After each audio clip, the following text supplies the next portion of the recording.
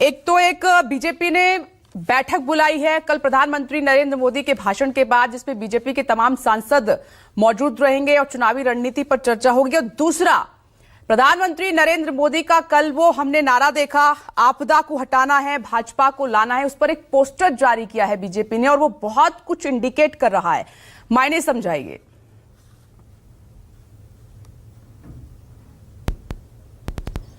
बिल्कुल विपनेश, देखिए शून्य से शिखर तक की लड़ाई है इस वक्त बीजेपी की, क्योंकि 31 साल का सूखा, इस बार बीजेपी को पूरी तरीके से उम्मीद है कि वो सूखा जो है उसे खत्म कर देगी, क्योंकि इसके पीछे बहुत सारे फैक्टर्स हैं। इसके पीछे एक बड़ा फैक्टर ये है क्योंकि बीजेपी को ये लगता है कि इस बार एंटी इनकम्पेंसी आम आदमी पार्टी के खिलाफ है। बीजेपी को ये लगता है कि इस बार जिस तरीके से सड़क से सोशल मीडिया तक भ्रष्टाचार को लेकर बीजेपी ने किलेबंदी की है आम आदमी पार्टी की, वो एक बड़ा असर जो है वो दिल्ली के लोगों में दिखेगा वोट बैंक के जरिए।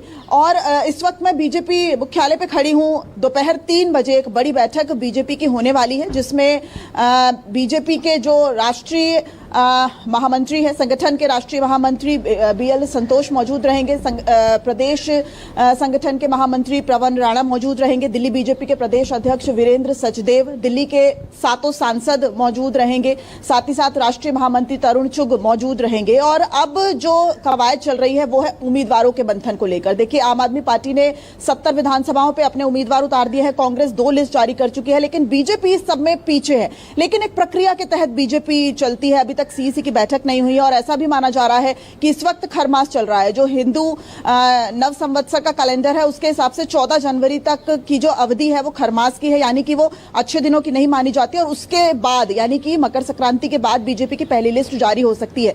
उम्मीदवारों के नामों का मंथन बड़े स्तर पर इस वक्त चल रहा है, क्योंकि ऐसा भी सूत्रों के हवाले से खबर आ रही है, क्योंकि प्रदेश स्तर के जो नेता हैं उनसे आलाकमान कहीं ना कहीं नाराज नजर आ रहा है।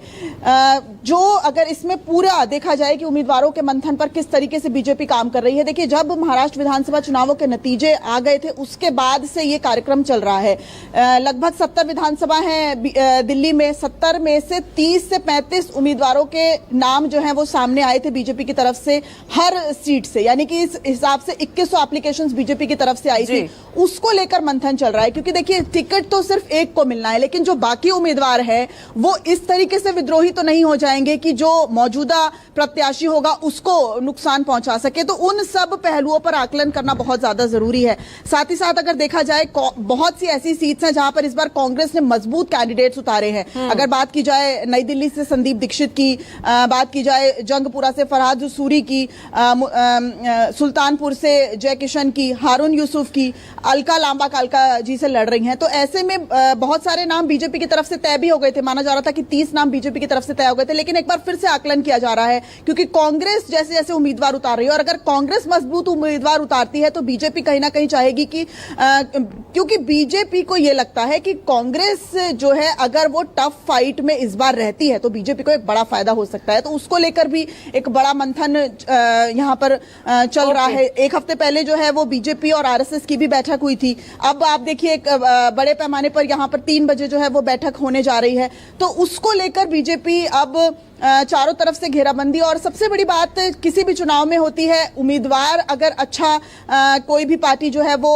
सभी सीटों पर अनाउंस कर दे और दूसरा घोषणा पत्र, क्योंकि जिस तरीके से इस बार बीजेपी भ्रष्टाचार को लेकर, आम आदमी पार्टी के भ्रष्टाचार को लेकर बेहद आक्रामक नजर आई है। कल हमने प्रधानमंत्री नरेंद्र मोदी को देखा कि झुग्गी झोपड़ी के लिए वो एक जहां झुग्गी वहां मकान को लेकर 1675 जो मकान है वो लेकर आए हैं। झुग्गी झोपड़ी का वोट बैंक एक बड़ा वोट बैंक है विपनेश। लगभग दिल्ली की 70 विधानसभा सीटों में से 50 सीटों पर झुग्गी झोपड़ी हैं और 20 लाख वोटर हैं, तो हर कोई उसको जो है वो अट्रैक्ट करना चाहता है और ये पूरा वोट बैंक आम आदमी पार्टी का है। आम आदमी पार्टी लगातार बीजेपी को इस तरीके से प्रदर्शित करती रही है कि झुग्गी झोपड़ी के खिलाफ है बीजेपी।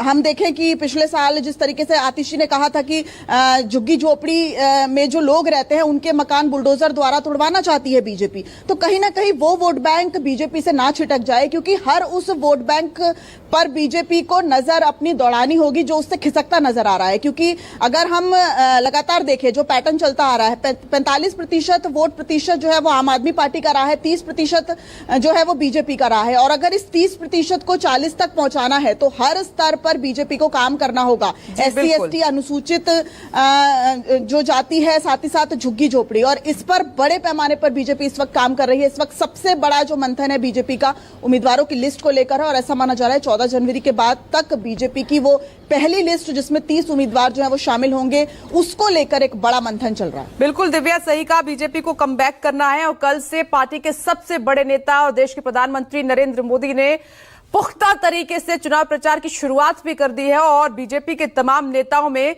जोश भी फूंक दिया है।